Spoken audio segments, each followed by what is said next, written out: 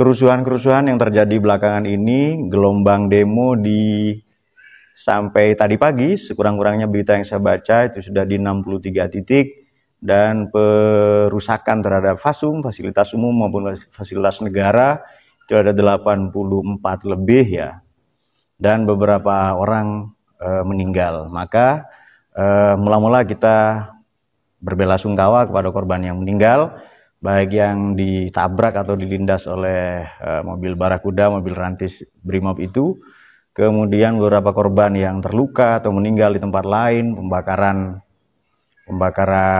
gedung-gedung pemerintahan, fasilitas umum, dan lain-lainnya. Baik, bagaimanakah Al-Quran memandang itu semua? Tapi mula-mula begini teman-teman, ini keadaan di Indonesia hari ini lebih kurang mirip dengan revolusi Perancis abad 18, yakni pada tahun 1789, di mana Kaisar Louis XVI, Louis ya, cara bacanya Louis. Kaisar Louis XVI ini ya semena-mena meningkatkan pajak karena banyak utang dan lain-lain. Sementara waktu itu Perancis ada 3 golongan ya, masih kerajaan atau kekaisaran. Ada 3 golongan, yakni aristokrat, pemerintah, elit politik. Yang kedua para agamawan, dalam hal ini diwakili gereja atau para pendeta. 2 golongan ini gaya hidupnya mewah semua, pesta pora terus. Sementara golongan pekerja, rakyat jelata, buruh, sebagian pedagang, petani, ini ditekan dengan pajak yang naik naik terus ya, 2 kali lipat, 4, terus begitu. Nah, ini berujung sampai kepada nanti diseretlah Raja Louis XVI ini ke alun-alun kota Paris. Orang Paris nyebutnya, orang Prancis Paris ya, bahasa kalian Paris ya. Diseret ke sana. Tadinya Raja Louis XVI mendaku mahkota saya ini diletakkan Tuhan, tidak mungkin ada orang menjatuhkannya. Tapi belakangan kita kenal satu jargon, yakni Vox Populi, Vox Dei. Suara rakyat sama dengan suara Tuhan. Vox Populi, Populi di people, Vox Dei ya. Maka diseretlah ia, ditarik kepalanya ke guillotine. Guillotine ini alat mekanis untuk membunuh atau menghukum mati, dipenggal ya di zaman kuno, dan itu berlaku sampai revolusi Perancis. Ya hanya dalam beberapa detik, bukan hanya mahkota, kepalanya juga menggelinding ke tanah. Begitu pula istrinya yang putri dari kerajaan Austria ya. Tadinya mereka minta pelindungan, nanti 40 tahun kemudian lahir seorang jenderal besar namanya Napoleon Bonaparte. Bahasa kalian Napoleon Bonaparte ya. Maaf, saya dari kecil makan keju jadi saya bisa beberapa bahasa. Oke, apa sih faktor utama kerusuhan ini apa sih? Ini apa faktor utamanya? Ya kan? Faktor utamanya adalah, nanti kita akan baca di surat Nisa ayat 58 sampai berikutnya ya. Faktor utama kerusuhan ini sebenarnya adalah kesenjangan sosial. Kesenjangan sosial tahu ya? Social conflict atau kesenjangan sosial. Yakni jurang atau jarak yang menganga merentang ketidakseimbangan hidup antara ya rakyat ini sedang susah, efisiensi, tapi malah DPR gajinya naik terus ya. Dan kita nggak tahu. Kalau di situs resminya DPR, saya bacakan ya. Ini di situs resmi mereka 2024 sampai 2029, ini yang membuat rakyat cemburu. Itu pendapatan mereka tiap tanggal 1 17 juta, kemudian tanggal 5 itu 62 juta. Kemudian dana kunjungan dapil atau reses itu 187 juta per bulan, itu artinya 450 juta kali 5 dalam setahun.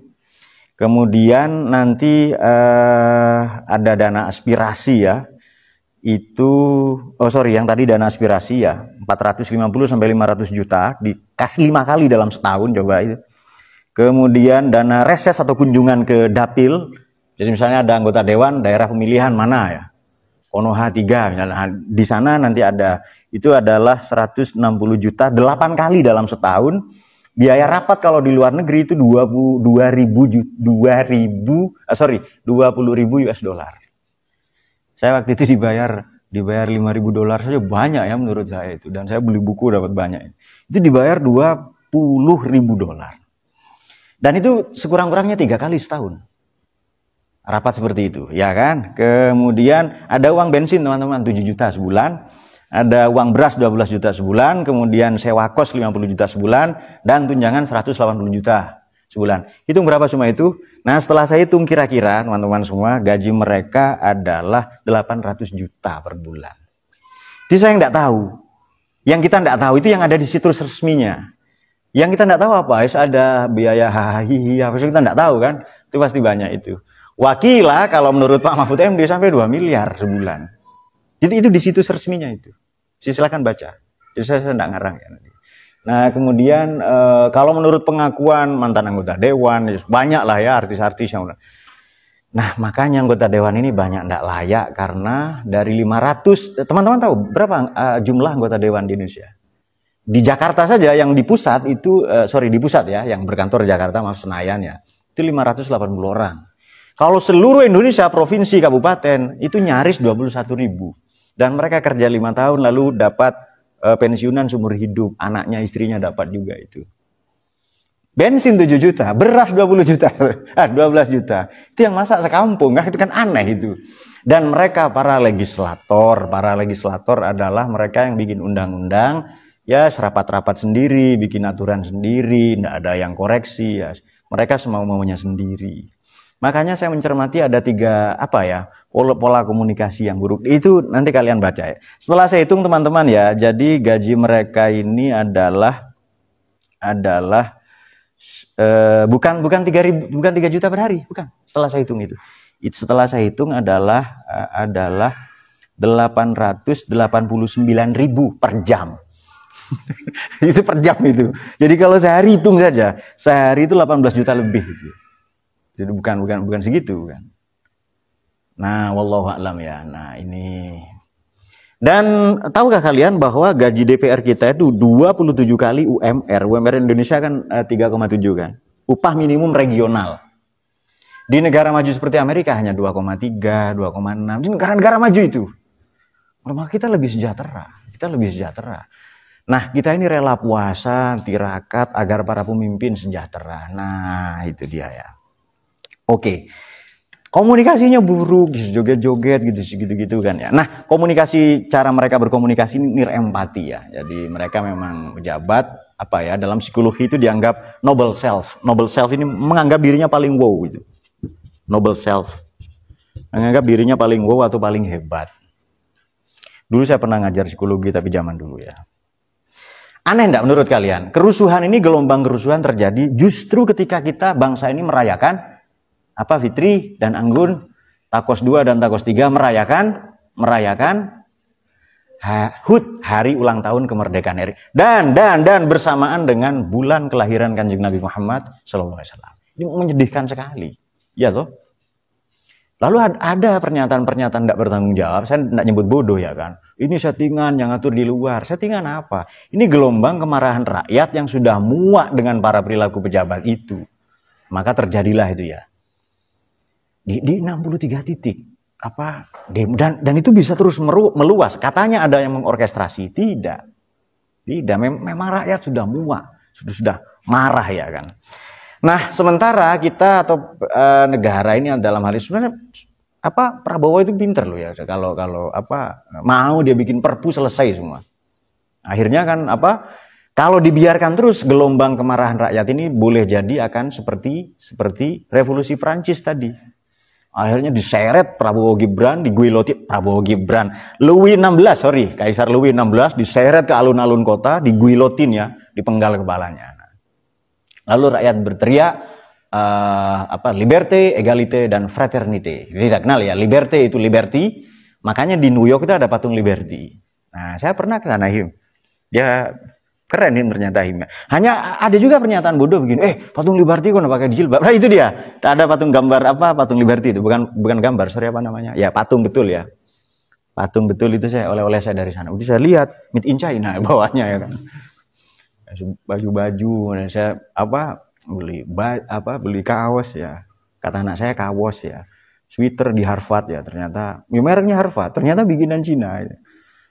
Ada waktu teman saya belajar di Mesir ya, atau mengajar di sana, pulang, saya dibelikan korek. Wah ini korek Pak, gambar Cleopatra. Ini bagus. Begitu saya tengok bawahnya Sunni Abysin, dibikin di Cina. Made in China juga. Baik, jadi begini. Amanat itu tidak disampaikan. Tidak dikelola dengan baik. Kemudian gaya hidup mereka alhaakumut takatsur, berlebih-lebihan. Kemudian bermewah-mewahan semua. Seperti dikemukakan Sayyidina Ali dalam bukunya yang sangat populer, sebenarnya bukan buku Sayyidina Ali ya, jadi kumpulan pidato beliau, dirangkum, dihimpun jadi satu, saya ada bukunya di rumah, kapan-kapan bisa kita baca itu ya, atau Ramadan nanti ya. Judulnya Nahjul Balaghah. Di buku itu dikatakan begini, ma ra'aitu ni'matan mawfuratan illa bijanibiha haqqun mudayya. Nah, kalian belajar ke saya sudah tua ya, sudah 40 lebih. Kalau kalian belajar ke saya ketika saya masih muda, 27, 28, saya hanya baca 2 kali, 3 kali, saya langsung hafal itu. Dulu ketika belum ada beban ekonomi ya, Cok ya, belum ada ugal-ugalan langsung.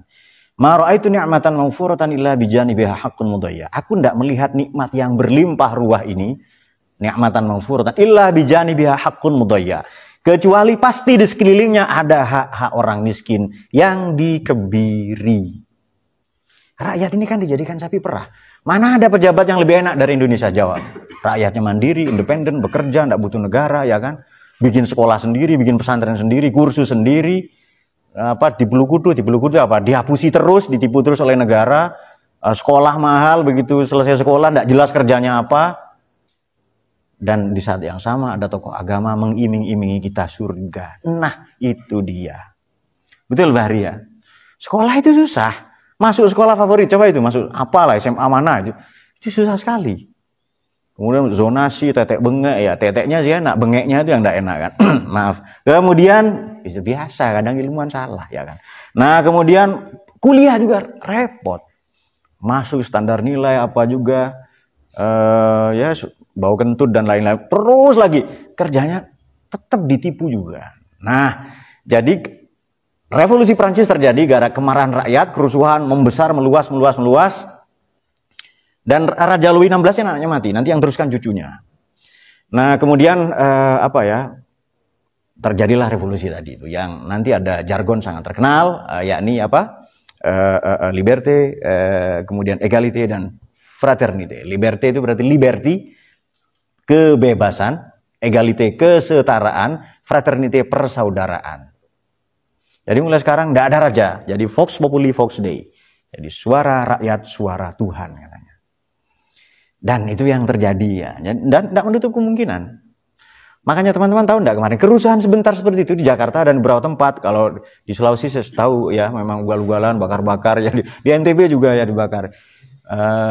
Itu kalau demo pasti bakar, dan kampusnya sendiri yang dirusak ya. Ya saya agak sering lah berkunjung ke sana ya.